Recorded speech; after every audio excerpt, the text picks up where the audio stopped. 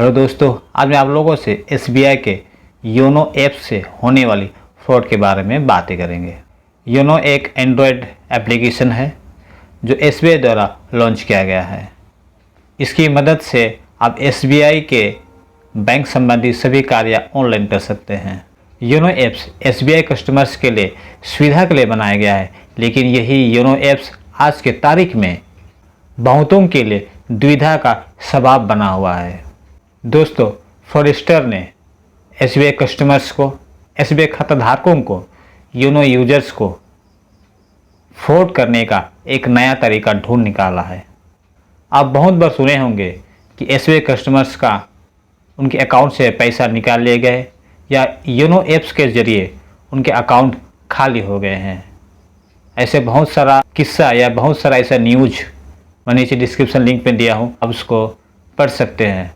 आप उनको पढ़ने के बाद में चौंक जाएंगे कि एसबीआई कस्टमर्स को यही योनो ऐप्स जो कस्टमर्स के मदद के लिए बनाया गया है, लेकिन यही योनो ऐप्स के ज़रिए लोग आज धोखाधड़ी का शिकार हो रहे हैं। दरअसल एक एसबीआई कस्टमर्स को एक फ़ोन आता है, सर मैं एसबीआई बैंक से बोल रहा हूँ, अभी अभी आपके अकाउंट से फ़ंड ट्रांसफ़र हुआ है, क्या ये ट्रांजेक्शन आप ही ने किया है? कन्फर्मेशन रिगार्डिंग आपको कॉल किया गया है। यह सुनते ही कस्टमर चौंक जाता है और तुरंत बिना देरी किए हुए वो अपना बैलेंस चेक करता है और सही में पाता है कि उसके अकाउंट खाली हो गए हैं। वो एकदम से घबरा जाते हैं और इसी घबराहट का फ़ायदा उठाते हैं ये फ्रॉडस्टर। लेकिन दोस्तों, ये फ्रॉडस्टर द्वारा रची हुई एक जाल थी, एक साजिश थी, जिनके कारण उनके अकाउंट में बैलेंस 0 दिखा रहा था या बैलेंस शो नहीं कर रहा था और ये कस्टमर बिल्कुल ही घबरा गया। जाहिर से बात है, इस प्रकार के बातों में कोई भी इंसान घबरा ही जाएगा। इसी घबराहट का फ़ायदा उठाकर फ्रॉडस्टर पैसा रिफंड करने के बहाने उनसे ओटीपी पूछ लेता है। क्योंकि अकाउंट में बैलेंस 0 दिखा रहा था, उसके अकाउंट बिल्कुल खाली दिख रहा था, सो ये कस्टमर्स ओटीपी शेयर कर देता है। तो दोस्तों, जैसे ही ओटीपी शेयर करता है, फ्रॉडस्टर उसके सारे अमाउंट को दूसरे अकाउंट में ट्रांसफ़र कर देता है। एक्चुअल में ओटीपी शेयर करने के बाद ही उसके अकाउंट खाली हुआ। ये कैसे हुआ और कैसे और क्यों कस्टमर्स के अकाउंट में बैलेंस 0 दिखा रहा था, उनके अकाउंट में बैलेंस शो नहीं कर रहा था? क्या सही में कस्टमर्स के अकाउंट से पहले ही फंड ट्रांसफ़र हुआ था जैसे कि कॉलर ने कहा? चलिए हम लोग इसको डिटेल्स में समझते हैं। फ्रॉडस्टर कस्टमर्स को 2 तरीक़ों से फ्रॉड कर सकते हैं। पहला तरीका है कस्टमर्स के योनो ऐप्स को हैक करके फ्रॉड कर सकते हैं और दूसरा तरीका है फ्रॉडस्टर कहीं से एसबीआई के कस्टमर्स के अकाउंट डिटेल्स, आधार वगैरह इन सब चीज़ों को कहीं से जुगाड़ कर लेता है और उन आधार डिटेल्स और बैंक डिटेल्स के ज़रिए उनके नाम पे एसबीआई एप्लीकेशन में एक नेट बैंकिंग का रजिस्टर करता है।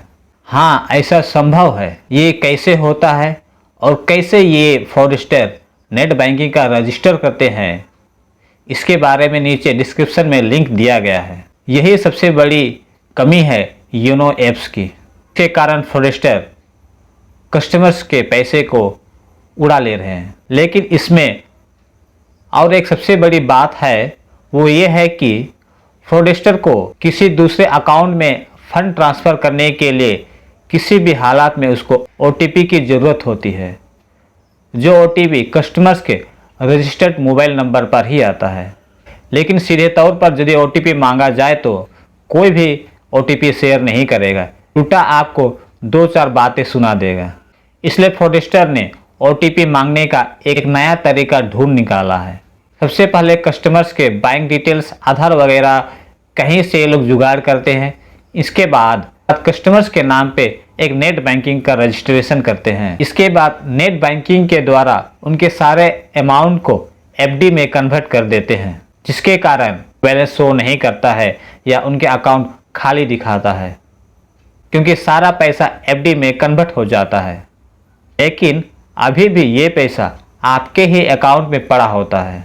इसके बाद फ्रॉडस्टर आपको कॉल करके अपने आप को SBI के अधिकारी बताता है, आपके नाम और आपके अकाउंट नंबर, आपके आधार नंबर वगैरह बताकर आपसे कॉन्फर्मेशन लेता है कि ये आप ही हैं। इसके बाद में बताता है कि आपके अकाउंट से फंड ट्रांसफ़र हुआ है, क्या ये आपने ही किया है। कॉन्फर्मेशन के लिए ये फ़ोन किया गया है। ये सुनते ही आप घबरा जाते हैं और आप तुरंत बैलेंस चेक करते हैं और आप सही में पाते हैं कि आपका अकाउंट पूरी तरह खाली है और आप घबरा जाते हैं और इसी घबराहट का फ़ायदा उठाकर फ्रॉडस्टर आपसे OTP मांग लेता है।